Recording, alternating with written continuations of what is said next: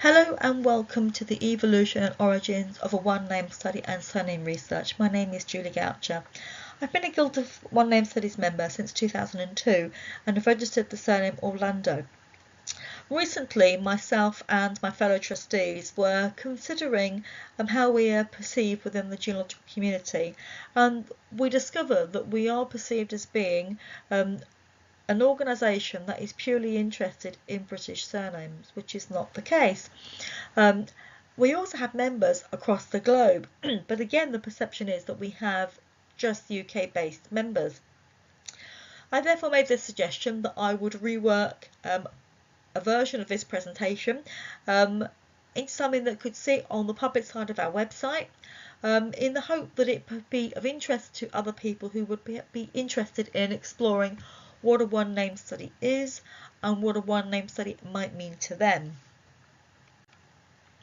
So to start off, we're going to define what a one-name study is, and I can do no better than provide this quote from the Guild publication, The 7 Pillars of Wisdom. The quote comes from Colonel Ian Spinnerton, who is a founder member of the Guild and one of our vice presidents. The whole object of one-name research is to study the whole of a family in depth, its migrations, the relationship of the various branches, how each has developed its own line and social position, its religious and political beliefs, occupations, etc. Merely collecting every instance of the name is not by any means sufficient. Effectively, a one-name study is a project that completely focuses on one surname, regardless of where that surname is found and when it is found. There are a number of catalysts for why you might create a one-name study. There is no right or wrong reason. Probably the most common is for people to have a family connection to the surname they are researching or they register with the Guild.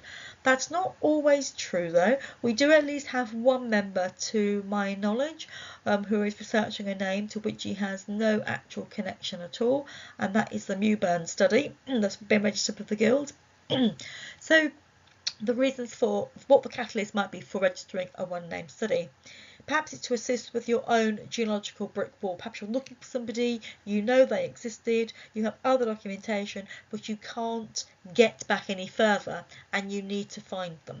So what you do is you start from what you know and you work outwards, and start capturing all the instances of that surname as a way of trying to find your person. Perhaps you're curious over surname distribution. Or perhaps there is a family rumour, myth or a legend that you descend or connect to someone who is remarkably famous. Perhaps it was accidental, perhaps actually you are just happily researching your own family history and all of a sudden you spot a reference to your surname somewhere you didn't expect to find it. So you wonder, I wonder if that connects to my family. Or perhaps you're interested in the spellings of the same name. So my own surname is Goucher, which is my married surname. My husband's family, or that branch of his family, were from Derbyshire, England. As I progressed back through to his family to the early 1700s, all of a sudden the name switches from being Goucher, Goucher, to Goacher, Goacher. Goacher is registered with the Guild of One-Name Studies, and of which Goucher is a variant. But there is no requirement to register a variant. But perhaps the concept is actually, are these different spellings effectively the same name? And are these all connected? Or do we have just different patches, different branches of different families, and there is no connection at all? The catalyst for me, though, was personal. It was the realisation that I knew almost zero about my Italian heritage. When I was with a group of Italians, I felt very Anglo. Whilst with a group of English, I felt very Italian. There was this lack of detail that I knew about my own family, and for me that was problematic. It troubled me. I knew in complete contrast lots about my mum's English side, so there was just this lack of genealogical data, but there was also a sense of understanding the cultural differences. So there was this wanting to understand what the Italian heritage is, understanding the Italian and Sicilian cultures and the differences between the two, connecting with other people, researching the same name, or different names in my geographical patch. For me, it wasn't just a case of fleshing out the bones of my ancestors, but fleshing out my bones and giving me a sense of balance. The first question that I asked was, were there others in the same predicament? The Anglo-Italian mailing list, which was hosted at RootsWeb and still is hosted at RootsWeb in 2002, the membership was not restricted to just people that were researching in the UK. There were people from all across the globe researching, and they were researching their Italian ancestors, whether those people took the path from Italy straight to the UK, whether they took the path from Italy to the United States or other parts of the world, or whether they took the path from Italy to the UK and then migrated further later on when they had more money, or they joined other parts of their family. From almost the very beginning, though, there was this clear interest that there should be a society formed, because certainly there was nothing here in the United Kingdom. We got together in 2002 and formed the Anglo-Italian Family History Society. We had our inaugural meeting in the May, I think, of 2002 at the Society of Genealogists Fair, which is or was a forerunner to the Who Do You Think You Are live event. Sadly, that's closed in 2017.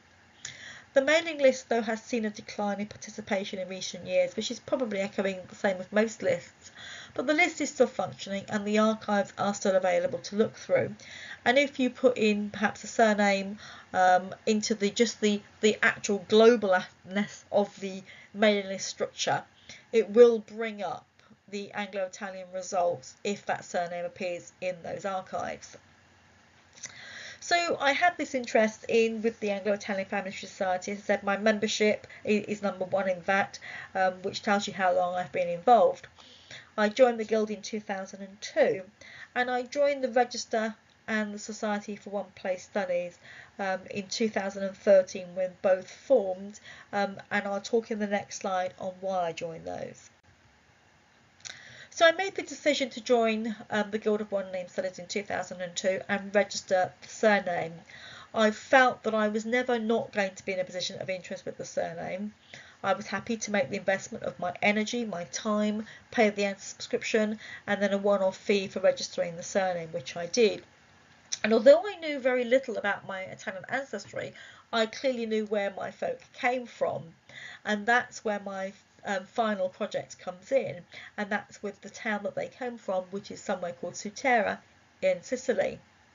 So long before the Society and Register for One Place Studies was even thought of, I began collecting references to Sutera.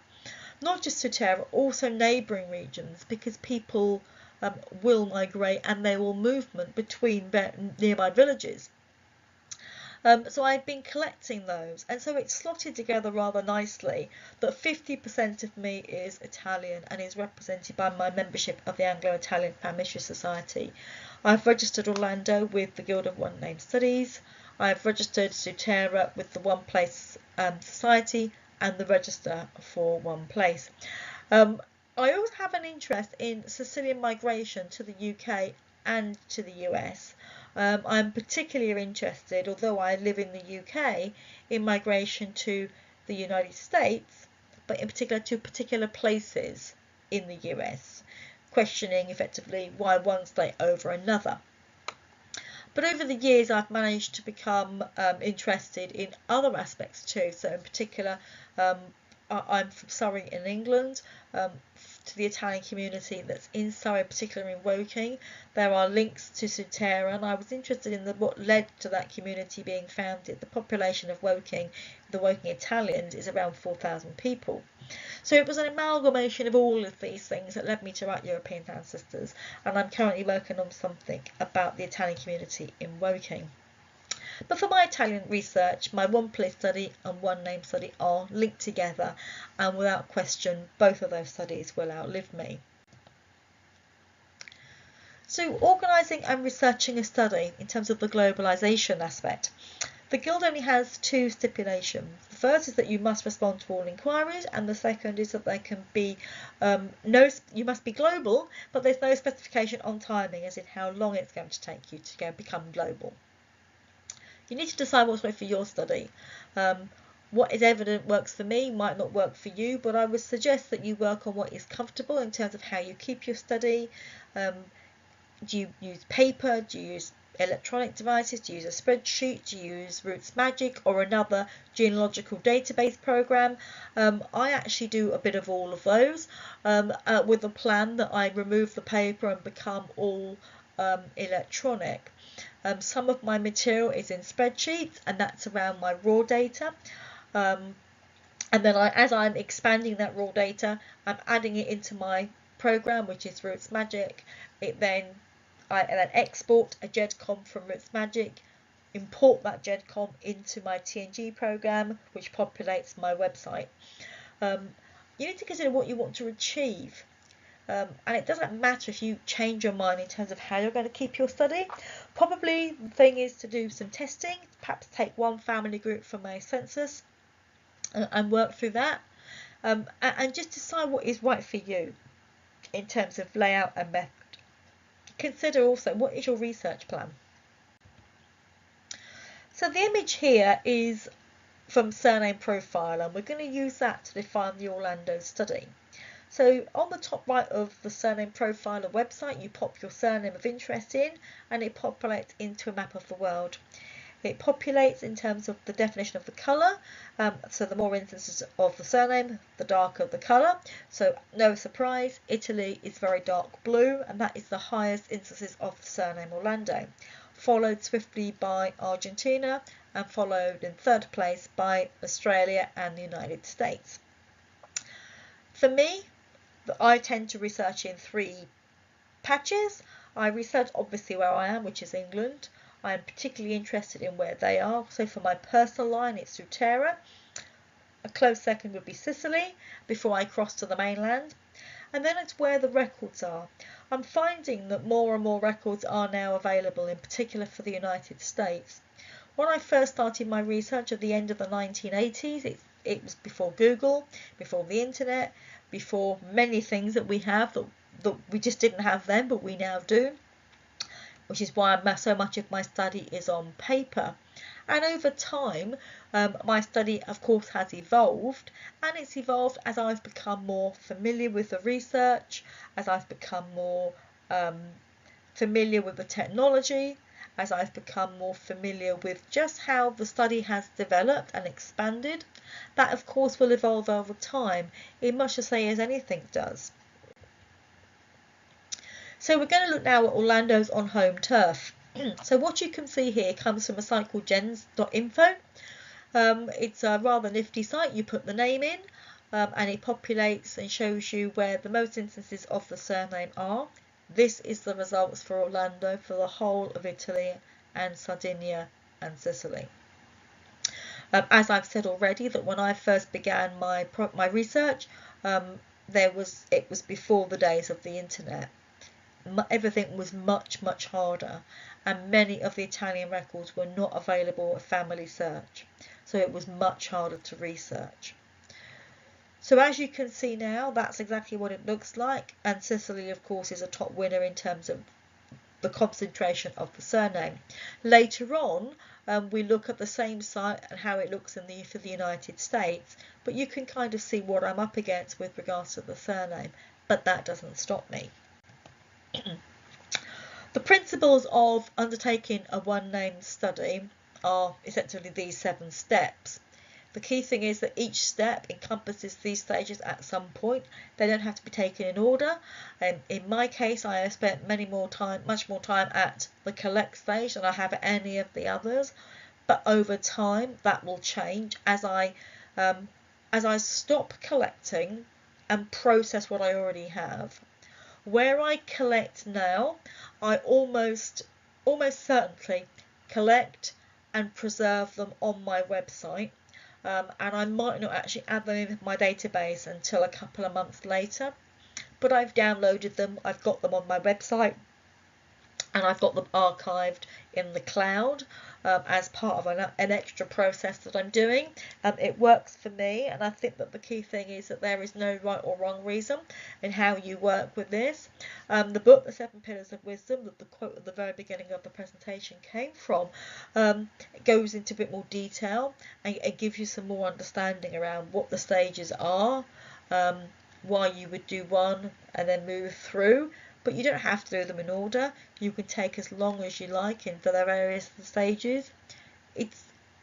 The studies will evolve once you've started, and the hardest thing, of course, is deciding to start. So for me, this is my analysis stage. What you're seeing here is a screen grab from my Roots Magic program. This reflects my Orlando line. There are a number of reasons which I won't go into as to why some of the tree is not populated. I said it's a whole process that I'm involved in, but the key thing is that you need to make sure that you are linking the data to the correct individual, and that individual is being linked to the correct family. Now that is the same whether you're doing a one name study or not, but you're going to take, or at least what I do, is I take every reference and break it down. So I find a census return for the US, for example, and I go through and I pull out all the detail that I can from that census about that individual, and that information goes into my Roots Magic program. The one thing that you will need to be mindful of is naming patterns. For Italy and Sicily, there are particular naming patterns that are not absolute. There will always be variations to them. For my Orlando family, they have been pretty much absolute on both sides of my paternal line.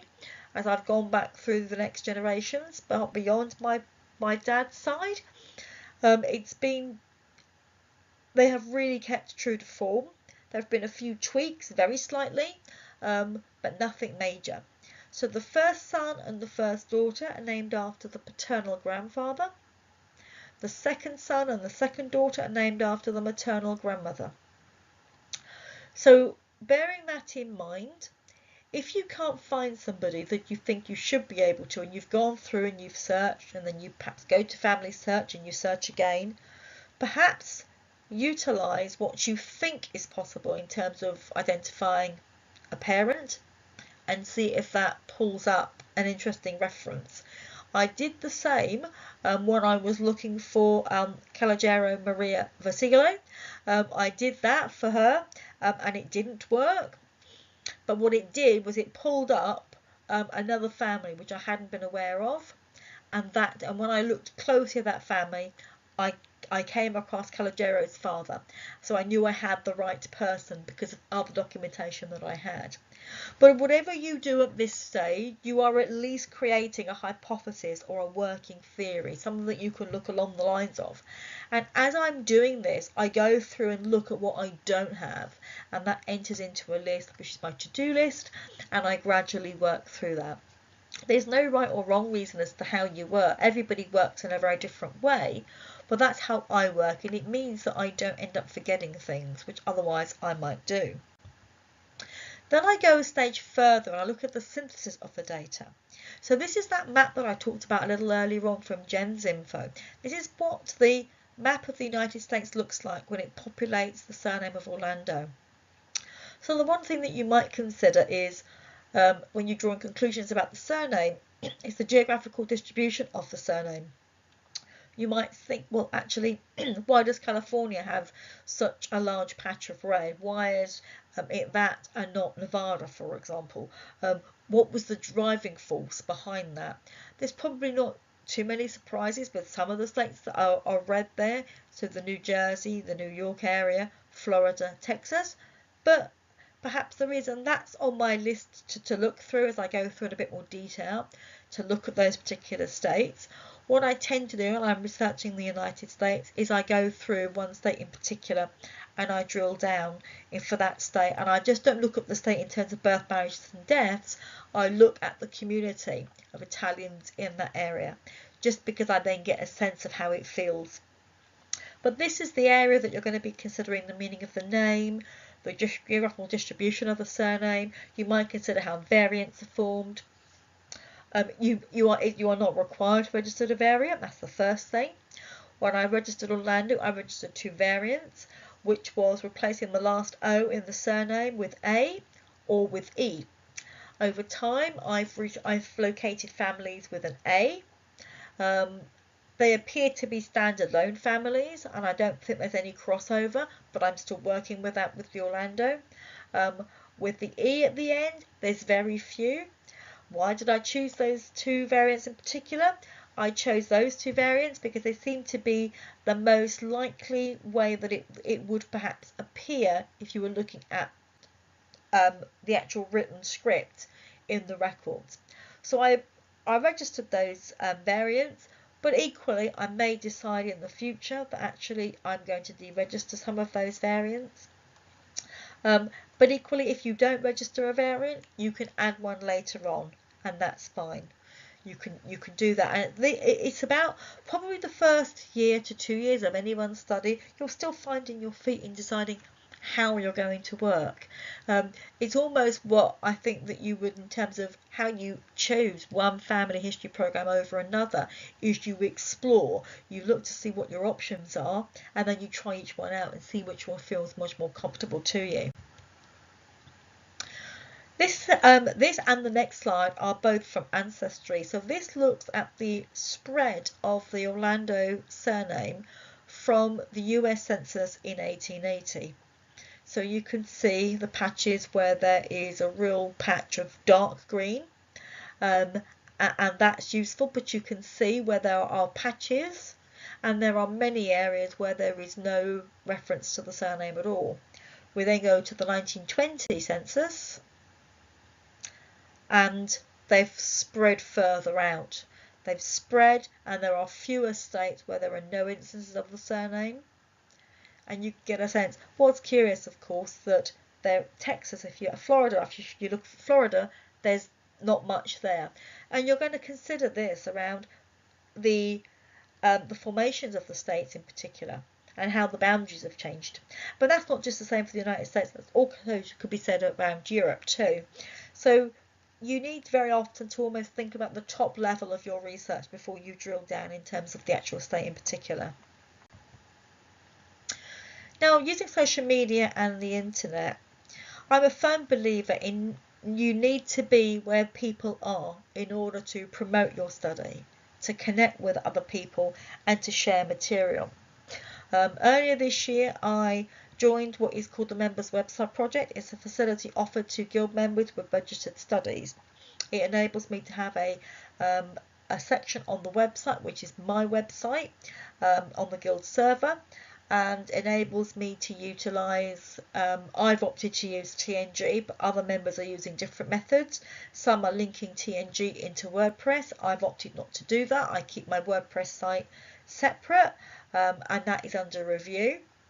But what mine does is I enter my material into my Roots Magic program, I extract the GEDCOM, I upload the same GEDCOM onto my TNG site, and the material is displayed. It enables me also to share certificates, photographs, and any other what TNG refer to as media.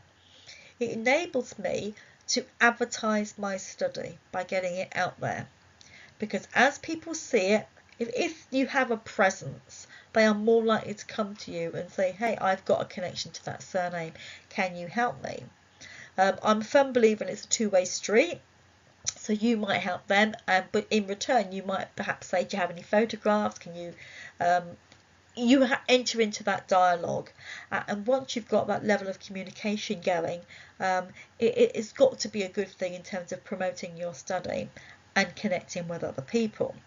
Also, you may decide that you want to use Pinterest, for example, and utilise your images, pictures and census materials and so forth on Pinterest, and then as people repin it, they are advertising your study. The same could be said of Facebook and of Twitter. If you have a Twitter handle for your study, as you're retweeting other people's interesting tweets, you're advertising your study. I can't recall quite when I created the Orlando Facebook group, but at the beginning there was only about 5 or 6 people in it. There's now 50. And I haven't done huge amounts to really push it. In the last 2 years, I've done a version of this presentation for several US geological organisations. I have written several articles for UK geological magazines, but I've only looked at the UK ones because I had the connection to the magazine in the first place. I've also written for Legacy Family Tree blog, firstly about researching my own study, loosely based on this presentation effectively, and secondly about researching in Italy and Sicily. So you need to be out there, and sometimes advertising your study is not always direct, but if you are out there, you are more likely to have a link with somebody else who has a connection to the name. DNA. I am by no means an expert in terms of DNA. The Guild has a series of resident experts, one of whom set this project up for me. At the time I devised the original presentation, so perhaps 18 months ago, there were 6 people involved in the project. There is now 11, and it's grown, it's almost doubled in the last 3 months, which is about the time scale of my articles in the magazine, my blog posts, and so forth. There is a mixture of people on there that have done either the Y-DNA test through the mail line, or they have done Family Finder DNA tests and have perhaps in some cases imported their DNA from other organisations, so MyHeritage, Ancestry and so forth. I've always contacted my matches, and at the very beginning I had so few responses in terms of the matches. I wrote to everybody and told them where I tested, where my test results sit in terms of which project, which is this one obviously, where my surnames on both my parents' sides occur, what surnames they are and where they are, and my kit number. I did that as a way of engaging in conversation with other people. Some people hadn't provided information on what surnames they were researching, but having received my email, they went and looked and then changed that. Some people wrote back to me and said they didn't know that there was any connection between us, and perhaps there isn't. With several though, we managed to establish that we are researching the same names in the rough area, but we haven't managed to drill down to the detail in terms of the actual individual in question, where the connection has come from. I've also taken my raw data and uploaded it to GEDmatch. I've also uploaded it to MyHeritage. But going what I like about, in particular, the family tree DNA site is that you can utilise the My Origins section. Now, this slide in particular, and the next slide, is showing the old results effectively before the algorithm was changed. The reason I haven't switched the slide out for that is because I prefer this one, for reasons which will become clear. So as you can see on this slide, it shows that I'm European, 79%, that's not a surprise. Both Italy and England are in Europe, but there's this 21% Middle Eastern, and it was like, where did that come from? And that's fascinating. You click the arrow, which is just to the left of those 2 boxes, and that happens. It drills it out a little bit further and now tells me that Southern Europe, the purple patch, which is Spain, Greece, Italy and Portugal, is 47%, and that kind of seems about right, given where Sicily sits. But this is the interesting thing. When I first shared this with several people who are much more experienced than I am in DNA, they all said to me, take it with a pinch of salt. But I kind of was thinking, well, Sicily's been invaded by the Romans, the Greeks, the Arabs, so maybe there is something there. And I kind of shelved the idea. I was curious, but didn't really explore it much more. And then more recently, within the last couple of months, I came across a website which had material from Tunisia and Algeria, when both were part of the French colonies. They were both territories governed from France. They have a really good search box, so I inserted Orlando just because that's what when you're doing a one name save, that's what you tend to do. Every data set you try it to see what happens. I didn't expect to get any results. I got 61. I went back. I was able to download all 61 and archive them on my One Name Study website. I've still got to add the material into my Roots Magic. But I then went back and looked at this slide, and I looked at where Tunisia is. I looked at where Algeria is. And I was thinking, perhaps it's not just a pinch of salt, but perhaps there's a grain of truth. And I was just curious. And it just kind of reawakens that whole thought process for me. So it's just worth considering. I can't recall what the new DNA origin site on Family Tree DNA actually shows, but that Middle Eastern section has completely, I think, almost gone. And that's not wrong necessarily, it's just different. But this kind of illustrates the point that I was making around the Algeria records, and it just gives you just a sense of just curiousness, really, and especially given that how close Algeria is and Tunisia is to Sicily. As I said earlier, I imported my raw DNA into my heritage, and the results that it shows there are fairly similar to what the results were looking like on the origins page, which I find interesting. I also, in the early part of 2017, uploaded my raw DNA to DNA Land. Now, I've never had a connection or an email from them, but just last week I went on and looked at this section and just did the screen capture for the slide, and it looks more appealing to me because it's kind of how I look at it. It was just interesting in terms of the Mediterranean island, 29%, Southwestern European 23%, South European, and just how it drills it down into the detail. And because it's so visually appealing, it means that I'm more likely to go back and have another look, which I will do probably in the next couple of months.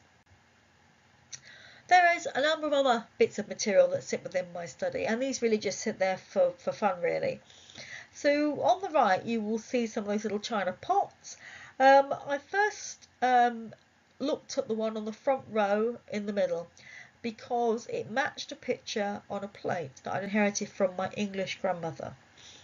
I turned the pot round, and on the back it said Orlando Cherry Brandy, 42% proof, and then gave an address about 8 miles from where I'm sitting recording this. And I was kind of curious. I don't believe there's anything really connecting to the surname, but you never really know, and I haven't done much more digging other than to establish that the company that produces this is in fact no longer, and I've not managed to find any records, but you never say never, and I may find something you never know in the future. The picture on the left is of HMS Orlando, which is kind of an interesting vessel. I don't know why it was called that. It could have been based on Shakespeare.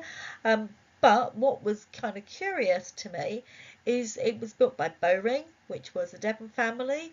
They went to Newfoundland in the early 1800s, set up a nice shipping business. And I actually have a very, very distant connection to the Bowring. So I was kind of curious around that connection. But I obtained this picture purely because it gives you an idea of what HMS Orlando looked like. So plans for the future. What do I plan to do with my study? And every guild member needs to consider what will happen to their material when you are no longer able to work your study. Is I plan to make sure that every single piece of paper I have is digitized.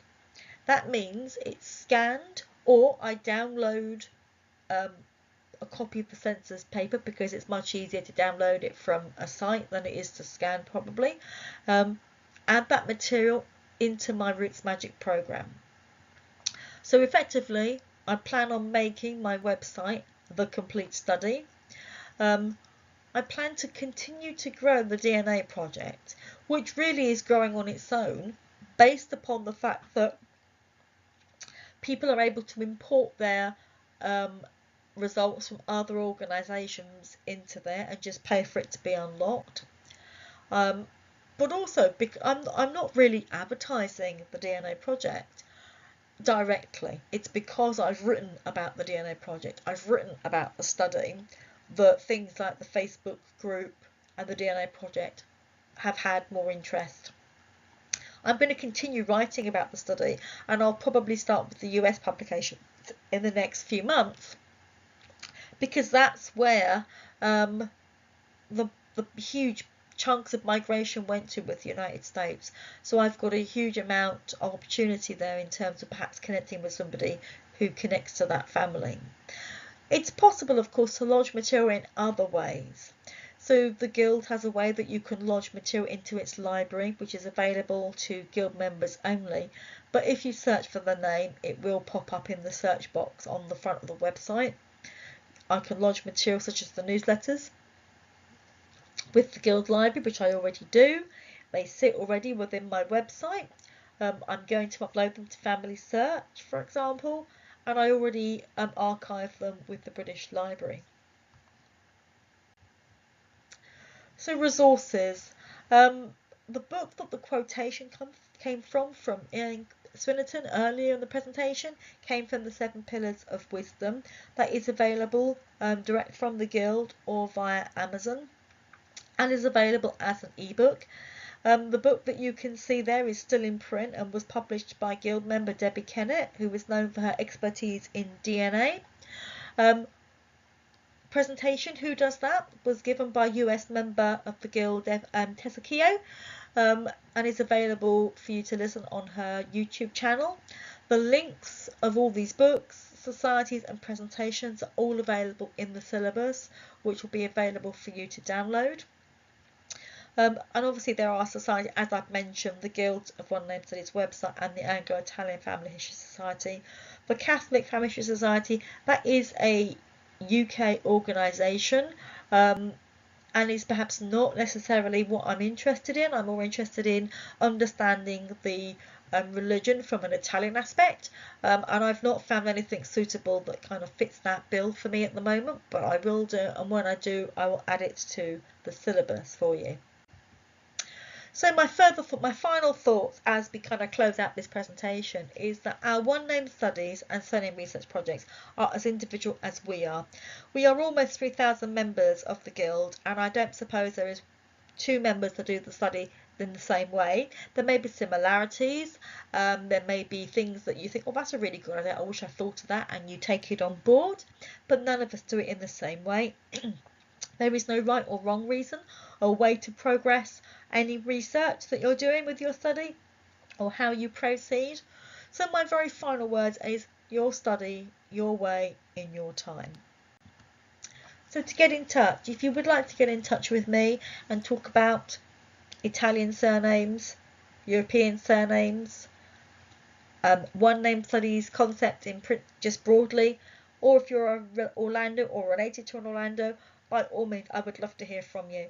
You can contact me by orlando@one-name.org. If you want to see what my Orlando website looks like, you are more than welcome to, and the website is orlando.one-name.net. It is in its early stages and will probably take me at least another year to get everything onto there, but you are very welcome to have a look at it. Thank you so much for joining me. I hope that you have gained some information from this presentation, and if you have any questions, then please do drop me an email. Thank you so much. Bye bye.